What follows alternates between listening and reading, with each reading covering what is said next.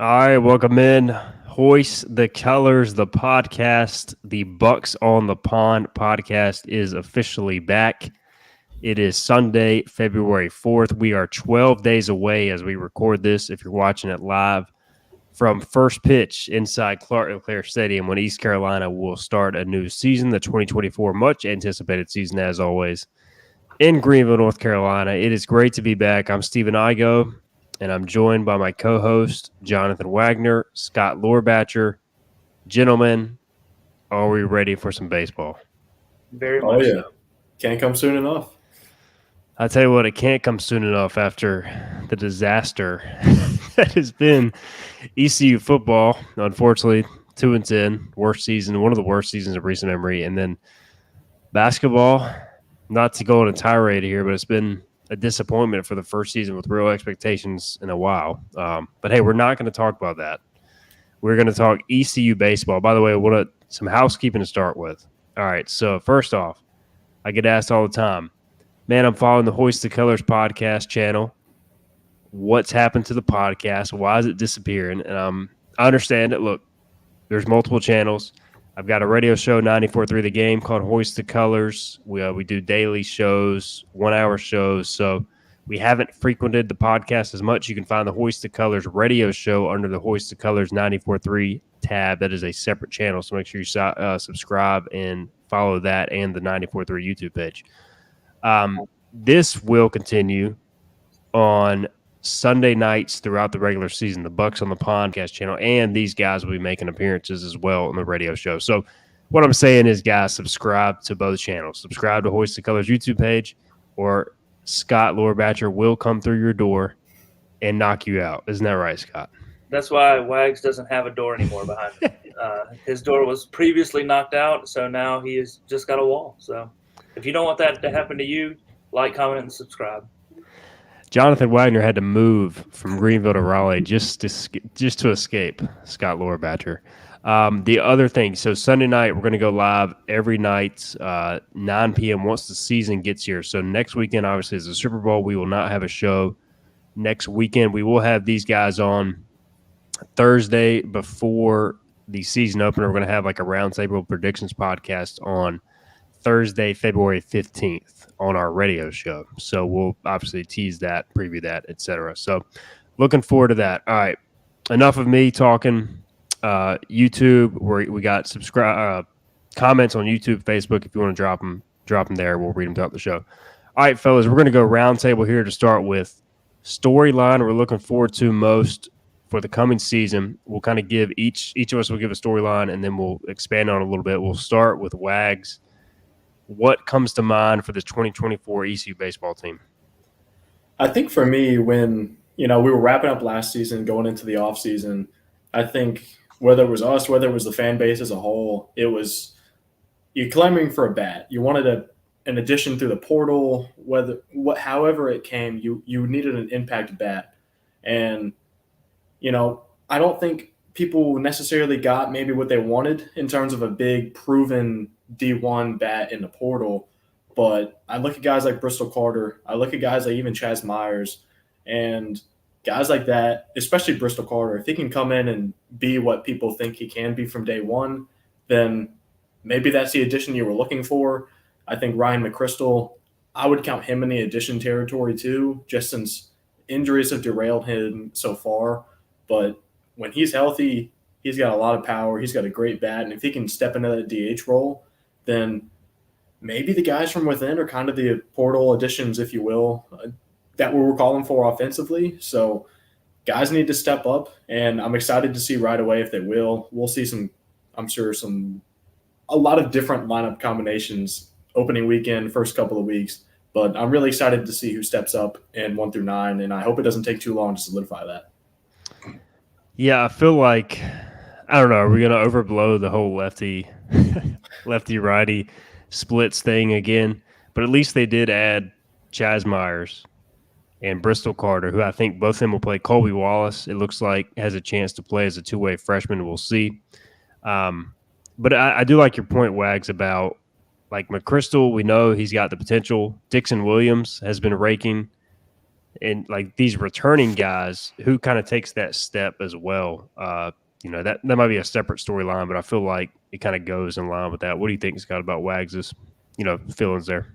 Yeah, I like that. Somebody's going to have to step up. Somebody's going to have that Connor Norby-esque year where they come in and hit 410 and are just a huge threat in the lineup. And I don't think we have a clear idea of who that might be yet. I mean, it could be a guy like Jacob Starling making that leap where he was a really good hitter last year and making that leap to a 400 type college hitter that has 30 extra base hits. Or it could be Dixon Williams getting full time at bats and becoming a key part of this lineup, or somebody that we maybe haven't even talked about yet. All right, we have our first comment from Dan. By the way, we got like 60 plus people viewing in one comment. Are y'all scared to talk? I mean, last year we were rolling in the comments, so we need some interaction. Interaction makes a show. Let us know. Dan says baseball doesn't count until it's warm weather. True or false? He says it's true. The games count, Dan, but I get it. There's a lot of people that don't have, I don't know what you call it, baseball fever until it's like March and it warms up. But I'd say what I was out there today, it was in the 50s. It was a beautiful day. If we get that weather on opening weekend, guys, I'm going to be pumped. But, I get it, but I'm ready for some baseball. Mid-February or April, just give me baseball. Give me Pirate baseball, guys, right? Yeah, we need it. And I've been very excited for this season. And it's my first season away from Greenville, so I'll be making the trip back. I'll be putting a little more miles on my car than what I'm used to doing. But man, baseball just as a whole can't come soon enough. And yeah, if we can get this weather we're getting right now, I'll count it whether it's hot, cold. So just give it to me. Anything. I'll take anything I can get. All right, Scott, your biggest storyline. What are you watching going into 2024? Can this pitching staff live up to the hype? I mean, you got a guy in Savage that looks to be the next big pitcher to come out of East Carolina. You got the guy behind him in Root that looks like to be the next big pitcher to come out of East Carolina. And then, Kaler, Jake Hunter, Wyatt Lunsford Shinkman, Richie, other guys that are going to step up in the bullpen. Danny Bill at the back end of that. You have a lot of names that are recognizable in that pitching staff. And we're going to need to lean on them on Friday and Saturday night early in the year. Like Dan was saying, when it's cold and the bats haven't warmed up yet. So are they going to be able to carry us through the non-conference?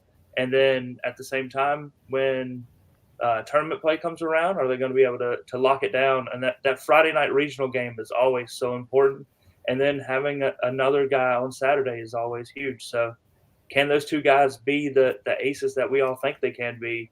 And how far is that going to carry us? Yeah, I mean, that's, I feel like, and interestingly enough, it sounds like Savage and Root kind of struggled in their scrimmage this past weekend, which better to get it out of the way now than in the regular season. I don't really have too much concern about either one, really. Definitely not Savage, but, there are expectations on those guys. It will be interesting to see how they answer them. Going off that, Scott, one of the storylines I kind of kicked around in my head was, kind of the whole middle relief bullpen depth. But for me, early in the season, I'm watching to see, do we kind of see ECU go to the same 2-3 arms out of the bullpen, 3-4 times a week, or 2 or 3 times a week. And I feel like in the past that's kind of led to guys getting worn down. And so I feel like this staff should be deeper. We'll see how it plays out. They got to earn the trust of the coaches, but I feel like that's a factor for me as well, kind of going off your point. Your thoughts, Wags, on the pitching? Yeah, I think the last couple of years going into it, the sentiment has kind of been, this is the deepest pitching staff ECU has had and so forth. But, this year when I look at it, I think, maybe we've said that having high expectations on freshmen and the freshmen didn't exactly live up to it right away. But, I mean, I look at this, whether it's the transfer additions and whether it's that 1-2 punch at the top, it starts at the top.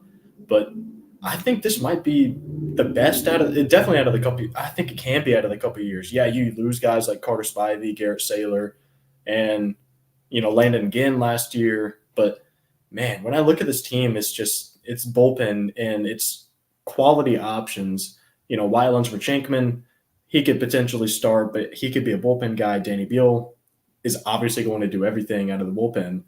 But I think you got those guys. You mentioned Colby Wallace. I'm a Pinecrest guy. I'm going to mention that every time I mention Colby Wallace. So, but he was a stud on the mound in high school all 3 years that he pitched. So he could be a big impact. And there's a couple other freshmen that I think are more equipped probably to pitch from day one than maybe some of the guys in the past years. Yeah, it'll be interesting. We'll talk a lot more pitching. We got a question about relief, and we'll get into some of those options. Also, a question about Drew Bryan, the transfer, and how he will impact the team. We'll touch on that here shortly when we get into the questions. All right, my biggest storyline, guys, and I guess Wags goes hitting, Scott goes pitching. I'm going to go defense to kind of round it out. Like, I feel like last year, I don't know what the fielding percentage numbers said. I haven't looked it up, but it just felt like it wasn't the best ECU defensive team we've seen. Honestly, not up to standard at times. And I feel like this team, and I felt like last year's team gave up a lot of runs that necessarily showed up as earned runs, but maybe should not have been. There were a lot of the positioning, the shifts backfired at times. Of course, nobody complains about it when it goes right to somebody, but how much have they evaluated or changed that? How much does the personnel change year over year? It looks like Bristol Carter or Riley Johnson will start in center field. We know JJC started last year in center, and they kind of moved some pieces around there. So how much does that change things? And then, defensively, you lose AMAC at third. That's a big storyline in itself, but that's a huge loss from a defensive perspective. So who steps up there? And then, there are a lot of ground balls that got through up the middle last year that I think need to be corralled this year. So how much has guys like Barini and Starlin improved defensively year over year as well? And then a new first baseman. So for me, I feel good about Will Cox behind the plate. I like McChrystal as a backup, but defensively, I don't want to say I have concerns, but I have, kind of a wait and see approach. Your thought on that, Scott, playing a big role this year for the Pirates? Yeah, I think it's a fair point. And I think last year it may not even have shown up in the fielding percentage stats. I think there were times where, watching Agnos at shortstop, there's balls that he would get to that weren't played last year. And then, obviously, Barini is not Agnos, but he's still a solid defender, but his, range left and right is not the same. So, does he take that next step on being able to read the ball off the bat a little bit quicker to get to some of those balls? And then is Bristol Carter in center field going to be able to cover the ground that maybe Hoover picked up last year? And I think so. And then in the corner outfield position, I think defensively, whoever's out there has to step up from what we saw last year. I think it was a really big struggle throughout the entire season. There was a play in Durham where I think we slapped a ball over the fence, right? So stuff like that can't happen. If you want to consistently win games, especially during the midweeks. During the midweeks is when fielding and pitching depth really take over, and I think we're going to really need to step up there from last year in order to win those 45 games that would probably be needed to look at a top 8. Wags, I will say I was out at the scrimmage today. Cunningham played some outfield. He made an outstanding catch against the wall. I was standing right behind it with my 2.5-year-old son. He kind of got freaked out for a second because he slammed into the wall, made an awesome catch. Nowak was in the outfield. Bristol Carter looked comfortable in center. I didn't really see any defensive errors, so that was a positive. So what did you see, or what are you looking for defensively heading into this new season? Well, I think something a little underrated maybe I'm looking at is Bristol Carter's ability to play corner as well, because we know what Riley Johnson can do. If Riley Johnson's healthy, he's going to play.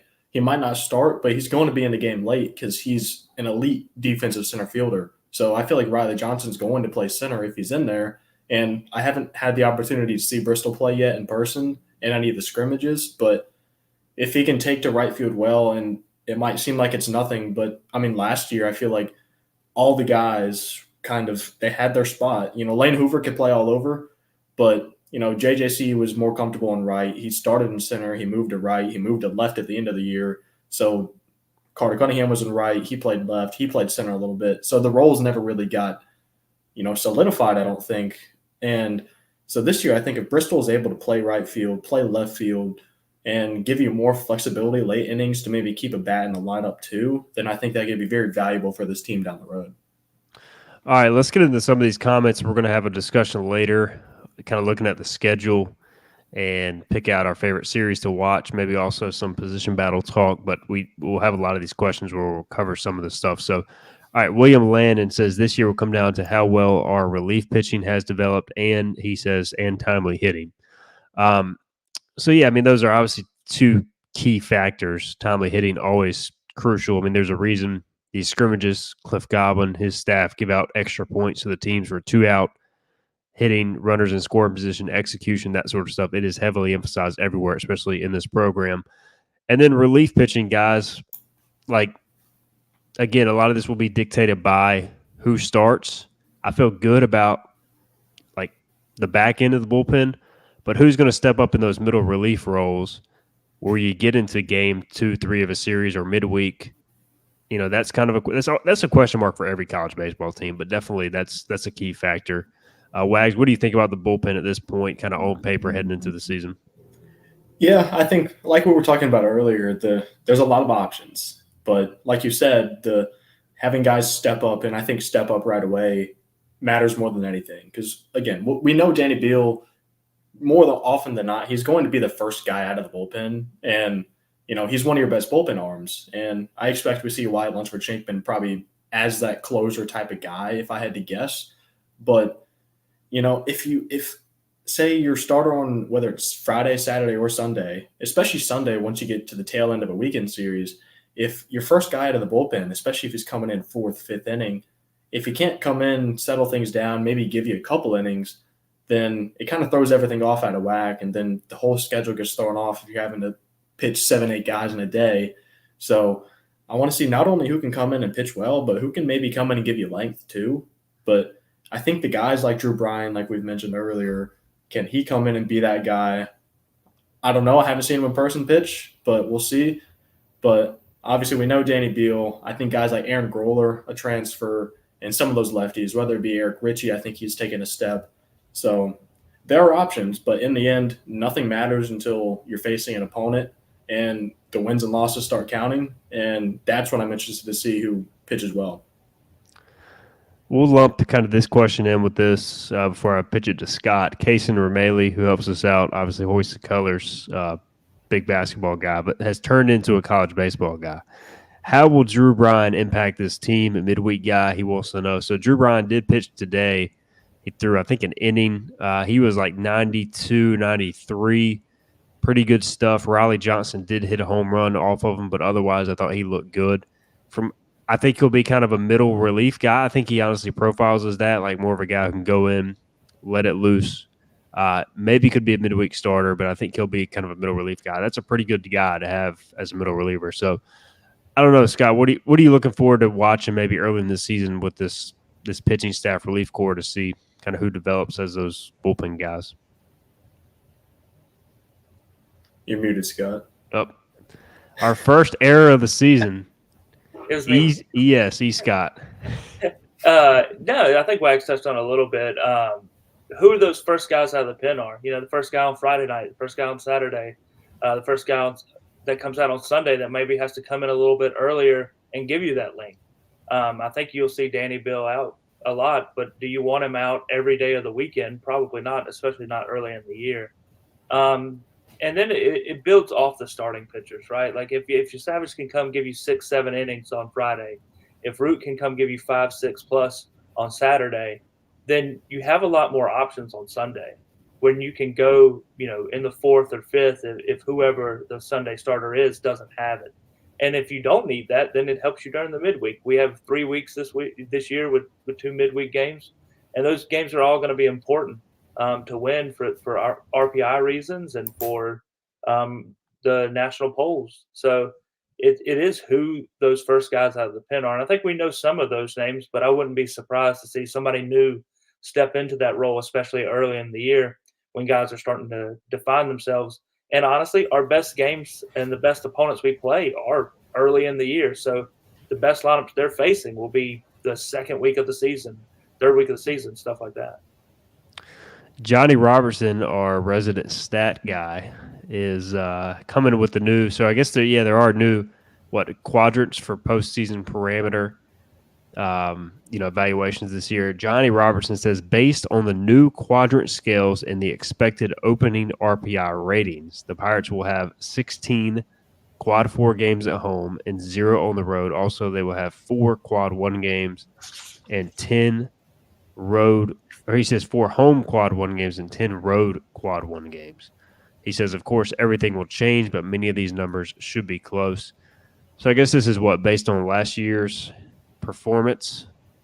Is that what this would be based on? So, yeah, I mean, look, I don't know really how much this will change things, but I like the fact that ECU could have 10 road quad 1 games. I mean, that's a chance to really pad your resume because we know road counts for a lot in the RPI rating and all that sort of stuff. So I don't know. Do y'all have any thoughts on this? I haven't really dove into it quite yet, but any thoughts, Scott? I know you're a big stats, big analytic guy. Yeah, I mean, I think we play a really good schedule. We played 4 teams that last year made it to the tournament. 3 of those won games, including Ryder, who we opened the season with. And they're not picked very high in the MAC with 2 A's. Mac. The long Mac. But maybe they'll outperform their preseason rankings. And then I would assume that UNC would be one, if not more, of these games that we're talking about here. Losing their Friday night guy, what happens to them? But they'll have a high RPI just based on schedule. And then Campbell moving from the Big South to the CAA, they're playing a lot tougher competition, especially on the weekends. How does that affect them? So is it something where they step up to it and they still perform at the same level, or do they have a little bit more of a struggle and they're kind of, they were a really high RPI opponent last year. Who knows if they will be this year. And then Liberty as well. They're moving to a new league in CUSA this year. They got Dallas Baptist on the schedule. So, hopefully that'll help them and their RPI, especially being a weekend opponent. So Johnny followed up. He said Warren Nolan released their expected opening RPI ratings. ECU is 7. I feel like, there's no way Warren Nolan's researching every roster in America, so it has to be a lot predicated on last year, but certainly interesting nonetheless. And yeah, I think Ryder, if Ryder is anything like last year, that could, Liberty too. Liberty needs to get back to being what Liberty can be to kind of pad ECU's non-conference. Wags, your thoughts, and we'll get more into the schedule later. I know you're doing some work for On 3. Have you wrote about this at all, or any thoughts on kind of what the new parameters are for evaluating postseason proceedings, all that sort of stuff? I haven't yet. I haven't dove into it, but I do think it's interesting with all those potential quad 1 road games for ECU specifically. And I think last year, the general perception was that ECU struggles on the road, especially early in the year. As you were in non-conference, you take those midweek games, and then you move into conference play. I think that was kind of the general feeling. So if those are your biggest opportunities to boost your RPI, then you have to take advantage of them. And I think if you squander too many of them, whether it be a midweek against, say, Elon on a Tuesday or whoever, but all of those games matter.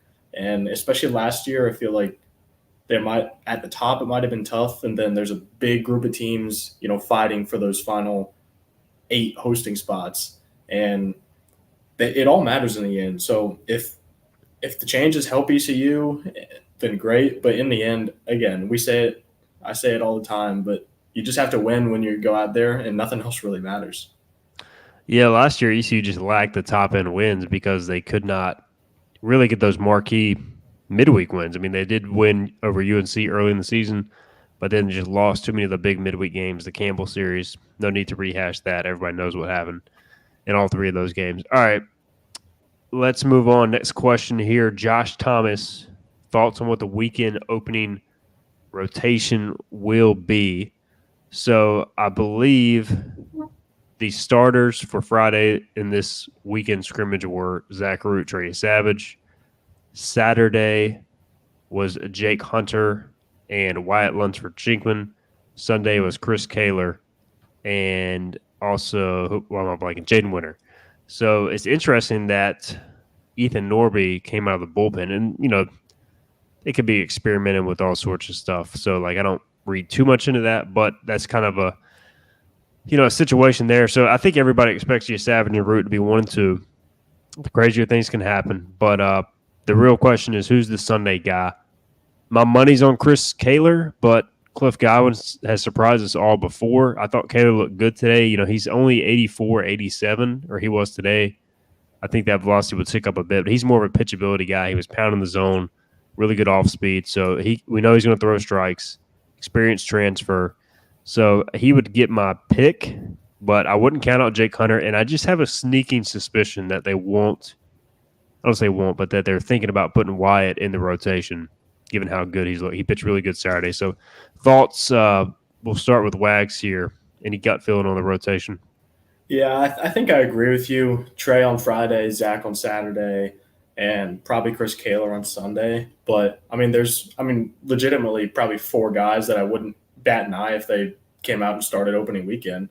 Whether it's Chris Kaler, Jake Hunter. I think Jake Hunter, he had 4 starts last year, if I'm remembering right, and he looked a little bit better out of the bullpen. I think he kind of found his groove as the season went on out of there. So that's where I prefer, or a midweek type role, but for the weekend. Kaler, Hunter, Shankman, or a guy like, and I'm just going to take this opportunity to talk about Jaden Winter too, because I do think he's going to be a big part of this pitching staff. And while I don't think he's going to be in the rotation or anything, nobody expected Jake Hunter to be the Sunday guy coming out as a freshman 2 years ago. So who knows if he's getting starts in scrimmages, and it's probably a possibility. So I wouldn't entirely rule it out, although probably not likely. Scott, any gut feeling on who is number 3 and what this rotation looks like? Yeah, I think Kaler makes a lot of sense, and Jake Hunter does too. So maybe they're 3 and 4. One of those guys gets Tuesdays, one of those guys gets Sundays. And I think I've talked about this every year on the podcast about how much I'd love for us to have a Tuesday guy that is getting starting pitching experience and goes into Tuesdays with that starting pitching mindset, so that if something happens to one of the weekend guys, they don't have to adjust their approach. But I would lean Kaler, but I wouldn't be surprised at all if Jake Hunter is in that role. Yeah, the whole midweek thing is like there was a year ODU was really good, and they had a designated midweek starter, and he was like one of their better pitchers. And I think it was the year they went to South Carolina as they were 1 seed that year, right? Yeah, it was the COVID tournament where yeah. I feel like it's you want to win the weekends, but it would be so nice. I guess teams just don't have enough pitching depth to have a designated midweek starter a lot, but like it would be cool. Like Saylor kind of turned into that last year for ECU as the season went on, so maybe it does. But it just feels like ECU always just plays to win the weekend and then figures it out midweek. But we could go back and forth on that philosophy for a while. I'm sure we will at some point this season on the podcast. T.H. Dameron says, who gets left out in the outfield? He says Bristol Carter, Riley Johnson, Carter Cunningham, Jacob Jenkins Coward, and Luke Nowak. So Cunningham has been getting a lot of reps at first base along with Cam Claunch. Also playing today there was Chaz Myers. Colby Wallace has gotten some time there, so that increases his flexibility, chances of getting into the lineup. Bristol and Riley have both looked good in center. Riley's been dealing with a shoulder injury, but he played great in the scrimmage today. He played center for one team. Bristol played center for the other team. Nowak was in left. Carter was in left today, and JJC was in right. So I feel like I would put my money on Bristol, JC, and Nowak being your opening day lineup with Carter playing first base. But, Claunch looked good today, too, at first base and hitting the ball. So I don't know.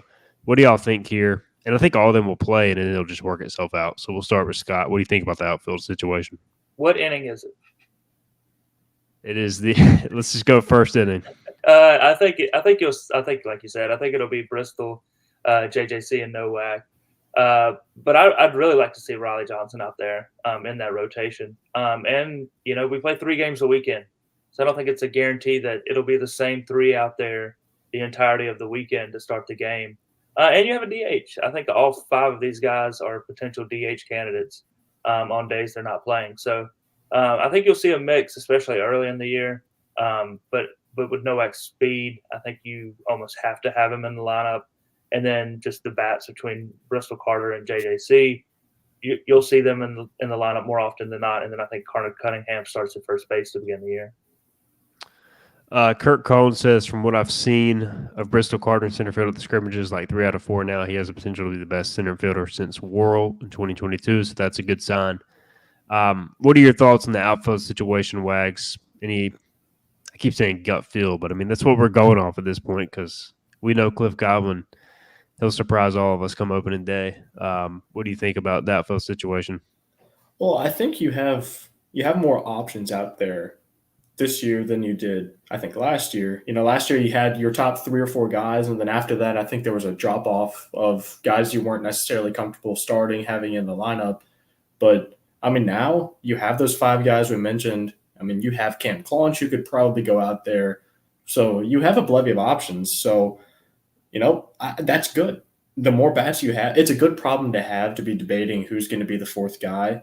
And I think we've mentioned it before, but we know what Riley Johnson can do defensively and offensively. Cliff mentioned this at Media Day, that I think he had a hit in each of his 7 last pinch hit at bats late in the year. So he came through when it mattered. He deserves to start. And will he? I don't know, but he's going to have a big role. And Luke Nowak, I think he's the guy. We'll see what he looks like defensively. He struggled a little bit last year. And whether it's him, whether it's JC, coming out maybe in that defensive replacement type guy late in games, then I still think you're pretty comfortable with whoever's left in your lineup, depending on the day. And it'll depend whether you're facing a lefty who's really good against lefty hitters or vice versa. That'll play a role too. But in the end, I'm more comfortable with the depth and guys that you're comfortable with playing every day if they have to. Jack Dover says, can you ask Cliff what he thinks about the opening weekend weather? Yeah, I'll be sure to avoid that topic. We know Cliff loves some weather talk. And then Jack also asked, on topic here, also, can Luke Nowak read the ball? So I was talking with some people just around the program, and they feel like Luke has a chance to be a really good defender, and his last year kind of became mental for him a little bit with the early struggles. So I hope defensively, I mean, look, we know he's fast, is incredibly fast. It's not like he's out there not taking reps in the outfield. So he looked good today fielding the ball, but that's just one of those things he's got to go out there and prove that he can be a plus defender, and he's got the tools. It just has to kind of become that. I do think he made progress down the stretch last year, but got to be more consistent for sure. So that'll be interesting. All right. I had something else to say, but I forgot what it was going to be. So maybe we'll circle back. Kurt Cohn, I know it sounds absolutely crazy, he says, but with the level of midweek opponents we play and the RPI effects from winning, losing those games, it almost makes you wonder if your midweek arm should be your number 3 arm and your number 4 guy be on Sundays. I feel like we've talked about this a little bit in the past too, the whole RPI effect. But like the problem is, Scott, we'll start with you here. If you lose that Sunday game, you lose like 95 RPI points and you plummet. So it's like you almost got to win you just got to win every game. But every game is crucial because if you lose to a bad team, it hurts you too. But you also want the quad 1 win. So it's a double-edged sword. Your thoughts? Yeah, and the Sunday game is often a conference game, right? So it affects the standings. Not that we've had a huge issue with that in the past, but you don't want to end up in a situation where there's somebody else in the league that's playing really well, and we're winning every weekend, but we're going 2-1 sometimes too. But you look at a team like Campbell last year; they were throwing their number 2 on Tuesdays, one of their best pitchers, and it worked out for them. Now I've lost my thought. And it worked out really well for them, but they had really bad weekend opponents. They could just, walk over some of those Big South schools. So I'm interested to see what they do this year. Kind of getting off topic a little bit, but and then you look at the SEC. They always have just really good Tuesday night arms, and they're all freshmen, that throw 97. So we're in between that. We're in a league where more often than not, the teams that we're playing, especially on Sunday, don't have good quality pitching, and maybe we can win without it. But do you risk that and risk winning the regular season conference championship, which is going to kill our hosting chances if we don't win the regular season in our conference? But there is the drawback of you're going to have to step up on Tuesday night and score some runs. Yeah, and you don't have to win every midweek game, but you just got to be respectable and not like last year. Like, you can't go 0-3 versus Campbell. Like, that was just first of all, Campbell deserved to host. Still don't know how they didn't, but that's what hurt ECU is just the lack of marquee wins at times. So they had to find that balance. You don't have to go, 9-2 against top 25 midweek teams, but you got to be around 500 ideally, if not better. All right, Josh says focus, Scott. So what? Would you lose were you too busy thinking about the Super Bowl? No, I was frozen on my screen, but neither of you weren't, and it was just disorienting. That is a weird. That is a very weird feeling. Dan says midweek doesn't mean anything compared to the weekend. It's one of those things where it's like the pollsters don't take into account the midweek a whole lot, but then like it affects your quad one and your RPI for a team in ECU standing. So it's tricky. It's a tricky thing. Midweek games suck. I'll say that, but it's like part of the season. It's part of the formula. All right, Adam Pike says, who steps up as more of a leader, Jacob Starlin or Jacob Jenkins-Cowart? Will we see Jacob Jenkins-Cowart as more of a power threat since he's fully recovered? I think JC has had a very good preseason. He was up and down in the fall, but I think he hit a home run yesterday. I think it may have been off. I don't want to say who it was off of because I don't know, but I think a freshman. But either way, good to see. And I think he's had a good preseason, which is a great news for ECU. So twofold here. Adam Pike, who steps up as more of a leader? We're not in the clubhouse WAG, so like who really knows? But I feel like both of them have leader potential. They both spoke at media day, so I don't know. Did you take anything from those conversations? You were there. I was dead. Yeah, I think on the leadership standpoint, one of the biggest things I took away was just as a whole, this team is very player led.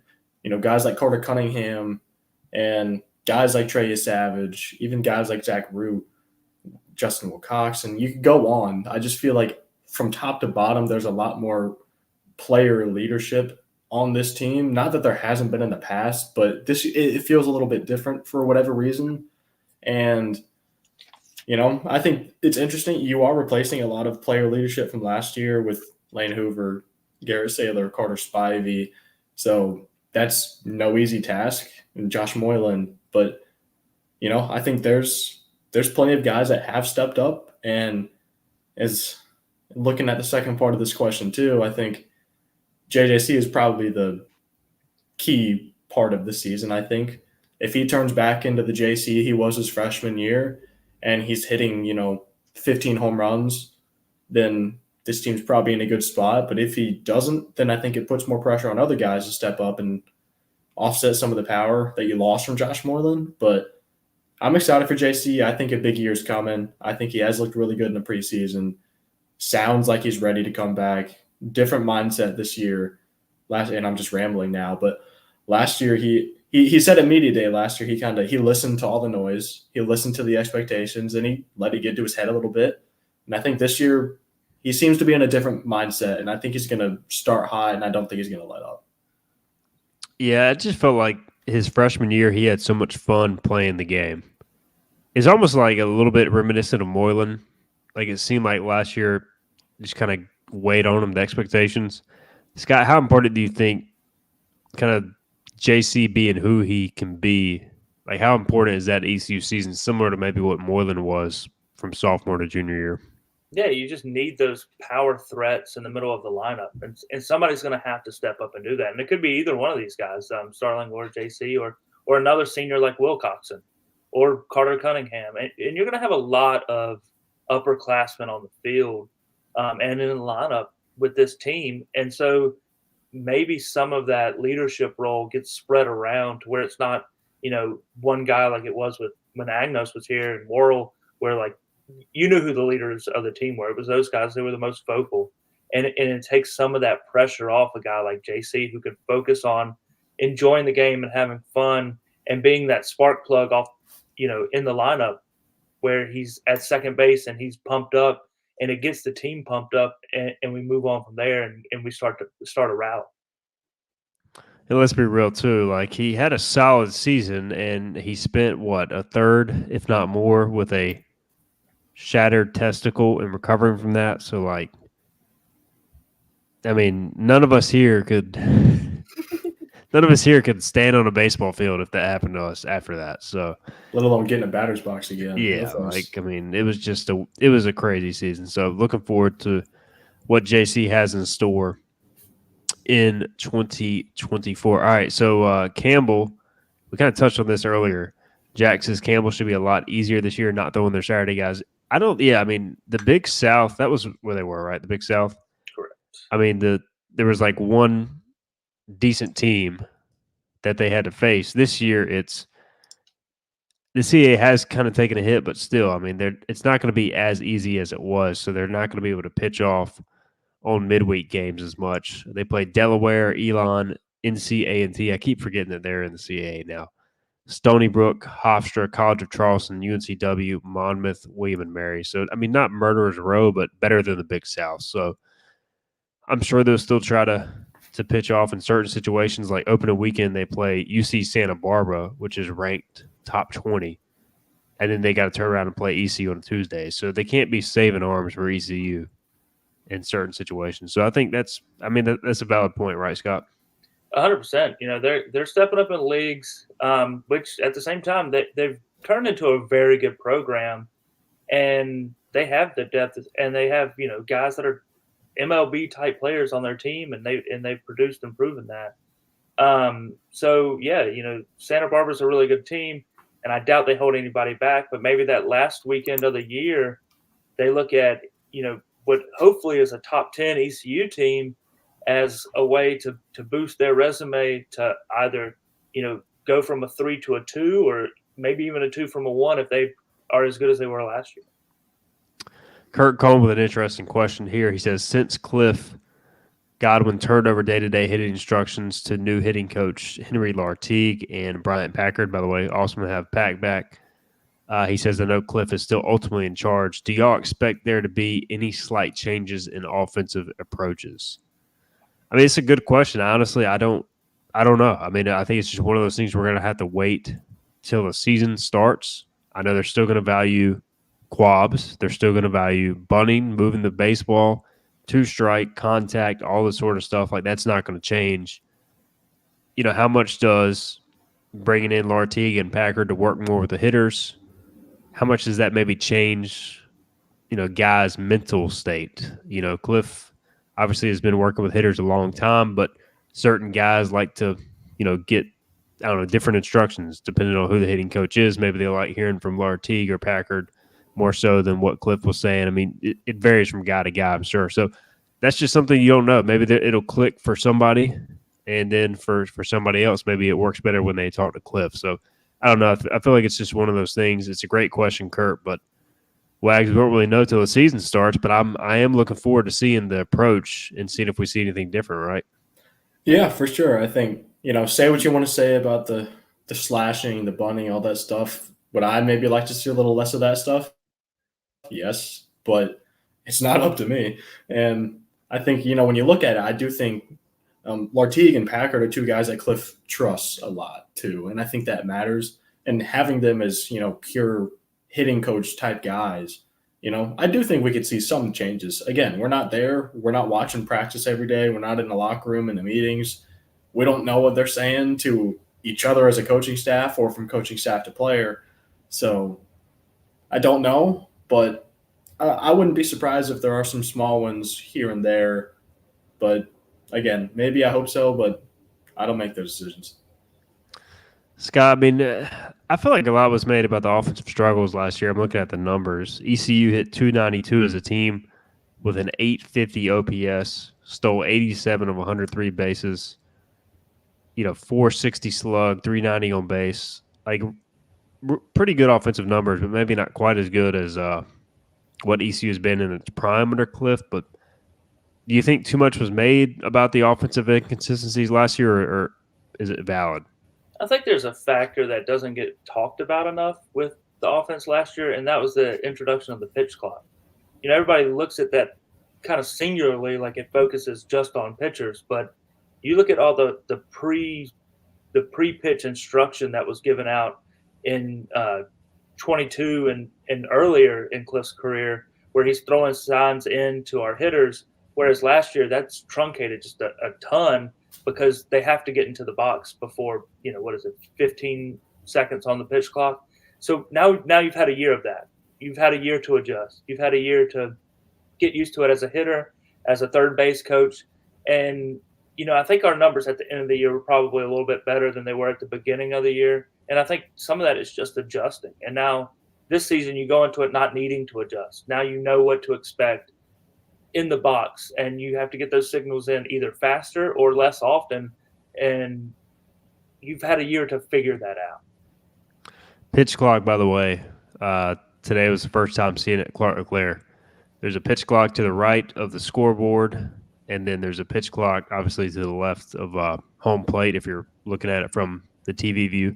They had to cut out a portion of the black backdrop behind home plate, so it looks kind of silly, but it's there. So that was mandated by the NCAA rules. You had to have a pitch clock visible for the pitcher hitter. So that has been an addition you'll see this year on Clark LeClaire Stadium on TV, etc. More Campbell talk. Kurt Cohn says, for what it's worth, Campbell lost 6 of their everyday starters to graduation, minor league baseball, transfer portal. And Jack Dover says apparently Barry Bonds' nephew is on Campbell's roster. So Barry Bonds could make an appearance in Clark LeClaire Stadium. What do you guys think? Would y'all like to see Barry Bonds? Are y'all Barry Bonds' fans? I mean, he's obviously was a legend, but clearly cheated. So I want to see him get a hold of that jet stream in right field. Oh my God, he could hit it to Dowdy Fickle Stadium. Yeah, back then at least. One of the most feared hitters of all time. Whether he did it clean or not is up for debate. I guess not really, but it'd be cool. I think this is like when Michael Jordan's son was on UCF, and the rumors swirled that Michael Jordan was coming to Minji's. He did not, unfortunately, did not make an appearance ever in Minji. So would be cool, but I doubt we see Barry Lamar Bonds and Clark LeClaire. Yeah, I don't see it. But who knows? You never know. Clark LeClaire is the place to be. All right, guys, let's go through the schedule. I think I'm losing focus too. I had something else to say, and it keeps slipping my mind. But let's talk about our most anticipated series and why we're looking forward to ECU at UTSA on March 22nd, 24th. Apparently, Cliff was asked about that at Media Day and talked about how it's not even like a real field. Is it parking lot? Is that what it was talked about, Wags? Yeah, pretty much how the playing service sucks and someone's going to get hurt, something like that. So, yeah, Roadrunner Field. Because they're going to be running for the roads after they're done. And that's the conference opening series, right? Yeah. Yep. Are y'all making the trip for that? Absolutely not. Maybe in San Antonio in May. It's up in the air right now, but it is the wrong month for that series. I needed to be at the end of the year. So any of these weekend series, or I guess you could go midweek if you want, but we'll start with you, Scott. What do you think? I mean, anything really that you're looking forward to as you look at the schedule? Now, I will give San Antonio credit. They did spend 4 weeks in the top 25 last year, so credit to them for doing that. And then I think they lost a ton at the end of the year to fall off a bit. But I think the first time Charlotte comes as a conference opponent on a weekend, should be a good crowd for that. It's in mid-April. It's like April 12th to 14th or something like that. It could be a very exciting series. Obviously, the UNC series is always a lot of fun. I wish we were playing at the DBAP so that we could have a little bit closer to me. But I would put Charlotte at the top of the list right now. It's a new conference opponent. Adds a lot more meaning. They're a team that made the tournament last year. A team that won a tournament game last year as well. So we'll see what they bring. They'll be fired up for it, and we'll need to show them the same respect. I don't know if I can withstand a series loss to Charlotte after what has happened in football, what has happened in basketball. And if I see one more Charlotte 49ers thread started on Hoist the Colors, I'm going to lose my mind, guys. I can't. I mean, it's every day I get up there, there's a Charlotte 49ers thread. Is it I guess the rivalry is a good thing because there's some care, but it's not off to the best start for ECU. Please, I'm with you. Just every time I don't check horsey colors as much as I used to. I still check it about once a day, but yeah, I mean, every time I click, there's something else, and it gets pretty hostile in there too. Yeah, it's not pretty. Wags, what do you got as far as the schedule? Yeah, I think for me, I mentioned earlier how I think this team struggled a little bit on the road last year, especially early in the season. So, opening weekend's Ryder, then you have the Carolina series, and then you have the Leclerc Classic. But to me, I'm looking at that fourth weekend at Liberty. Liberty was down a little bit last year, and I think that's the fourth weekend. I could be wrong, but if You're correct. No, third weekend. third's of the Classic, isn't it? No, you're right. Fourth, yeah, my bad. Okay. But either way, I think again, going on the road, you're not going too far. You're just going to Virginia, up north a little bit. But again, going to Liberty, a team that's typically pretty good. Maybe not the level of some of the other teams, but still for a road weekend, I feel like it's a tough early season series, and I hope Liberty rebounds. I hope it is a true test. But I'm looking at that one, and then I can't not mention the midweek NC State and Greenville. Alec Makarevich return. Going to be a lot of hype. Going to be a lot of fans going crazy, and I'm ready for it. Yeah, that's going to be a lot of fun. I'm excited about that series just to see their reaction. Like, I mean, look, Amac's a good dude, so but you transferred to NC State. I mean, you got to live with that decision. Everybody knows the deal between ECU and NC State, especially in baseball. All right, you guys know I'm revenge oriented in any sport. So Wichita State comes to town April 19th, 21. The problem is it's a whole new coaching staff. It's basically a whole new team, but still, from an ECU perspective, you have got to – I mean, that was an embarrassment last year in Wichita, Kansas. You have got to make a statement there. The other one is at Tulane, May 10th through the 12th. First off, I expect Tulane to be better. I think Connor Rasmussen, did he transfer to Tulane too? Yes, he did. You got that factor.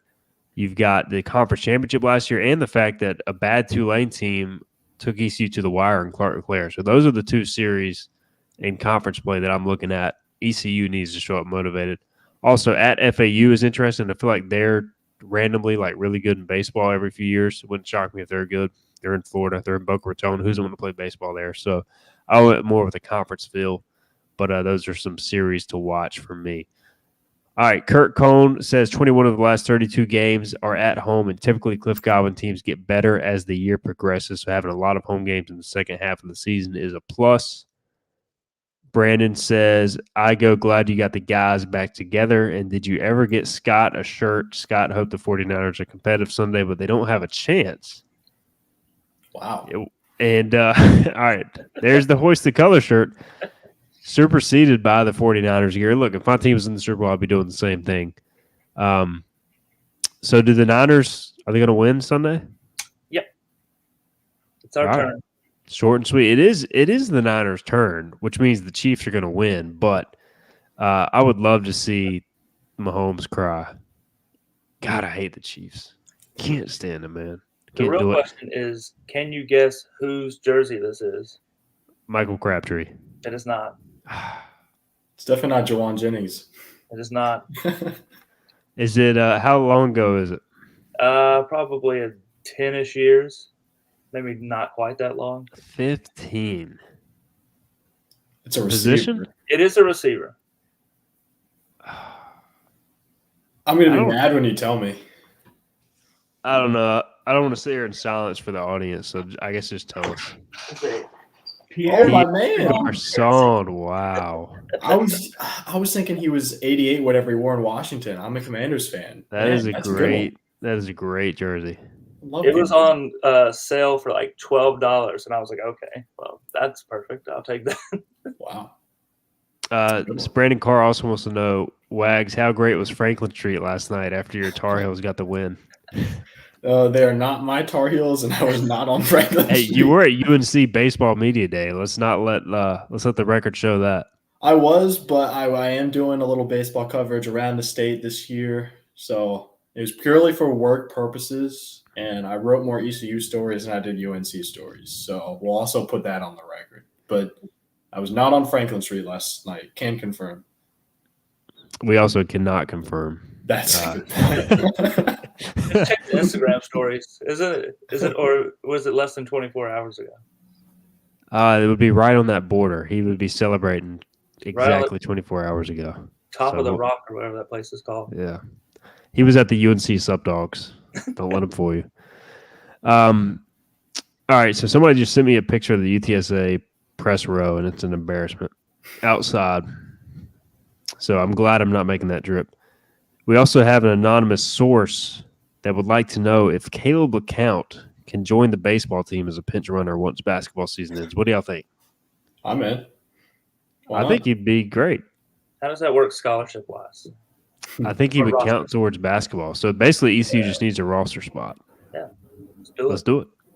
Make it happen. We got Nick Slogic joining next year as a baseball player. So let's have multi-sport athletes in multiple sports. All right, Robert Matthews says, I go Numa or Invincible. So if you're a Tool fan, the band, you know what he's asking. If not, you have no idea what he's asking. Numa. I've seen him perform both songs live in concert, and I'm going to go Numa, but both are great songs. Cody Baum says, looking forward to getting in the jungle again. Is it a party foul if I don't donate a first game ball to a kid if I catch one? I guess it depends on if there's a kid in your proximity, right? You got to hand it over. What do y'all think? Yeah, it's a cruel business for us, honestly, but I think you got to. For sure.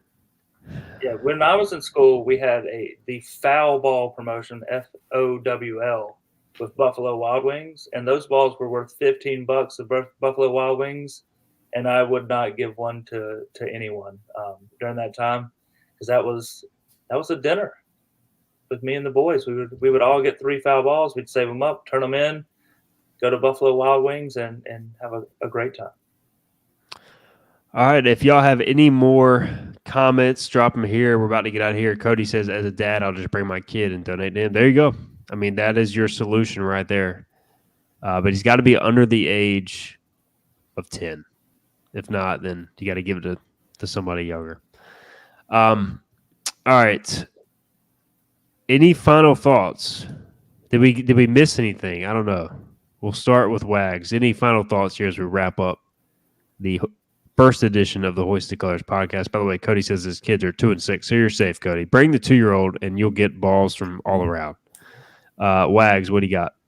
Yeah, well, my first final thought has nothing to do with ECU or baseball, and I did happen to take a peek at Twitter, and Adam Schefter, he tweeted out, the Chiefs and Commanders both have now arrived in Las Vegas. The week of Super Bowl, whatever number it is, officially is underway. So he has since edited that, but as a Commanders fan, I just thought he knew me and Scott were here together on air, so I feel like that's why that happened. He was distracted. He's watching the show. But, the Commanders are nowhere close. But, yeah, I think I'm excited for baseball. Again, I think there are a lot of storylines, whether it's pitching, whether it's defense, whether it's hitting, there's baseball for you. But, again, I think we're going to see probably 3 different lineups the first 3 games of the season. But someone's going to have a big weekend, opening weekend, and they're not going to let off the gas. And it's going to be someone maybe we're not expecting. Someone's going to come in, make a big impact right away, and it's going to just set the tone for a big year from that individual.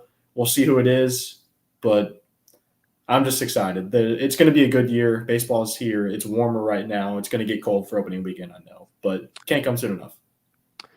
Justin Wilcox, what did he go, like 11 of 14 opening weekend last year or something stupid? Should have carried him the whole year. Yeah. Yeah, I mean, it was like he was still batting 400 in the start of May or something stupid. Scott, what do you got as far as final thoughts? Anything we haven't already touched on? Yeah, if you're listening and you're not on the Hoist the Colors board, join us during baseball season. I'll be starting my top 25 discussion thread, as well as each week I drop 5 teams ranked ahead of us, kind of previewing their week and then recapping it. And as always, we'll do our top 25 predictions, which we may have to drop on the show on Sunday nights since we moved it up a day.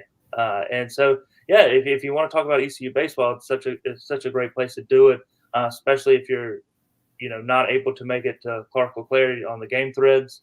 Those can get pretty active. So if you're listening, you're not a subscriber, go ahead and hop on and join us for the discussion. Appreciate that. Shout out, Scott. And all right, so Kurt is wanting to know final predictions on ECU baseball record and do they host or not. Should we save this for our roundtable the day before, or do y'all want to go ahead and throw it out? Just give me Warren Nolan's 55-2. Chalk it up. Yeah, the extra game. Yeah. What do they have us playing ODU twice or something? I think that's what it was. We had 2 games against ODU, but we only played them there once or something like that. Right. Cody says they host in regional and supers # burn the boats. Like that. I tell you what, when Mike Houston tweets burn the boats, I'll know something real has happened, but I'm still waiting on that.